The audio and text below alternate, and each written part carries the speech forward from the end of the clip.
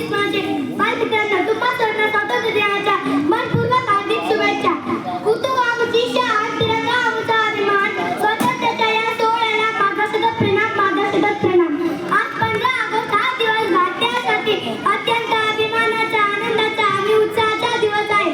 15 August 1943 रोजी आपला भारत देश इंग्रजांच्या 150व्या वर्षाच्या जुलमी राजवटीतून मुक्त झाला आणि स्वातंत्र्याचा एक नवा सूर्य उगवला. हे स्वातंत्र्य आपले पुरेसे नाही तर ते टिकवून ठेवणे, देशाचा विकास करणे ही आपली जबाबदारी आहे. हे स्वातंत्र्य आपल्याला सहज मिळाले नाही तर काही थोर नागरिकांनी आपल्या प्राणांचे बलिदान दिले.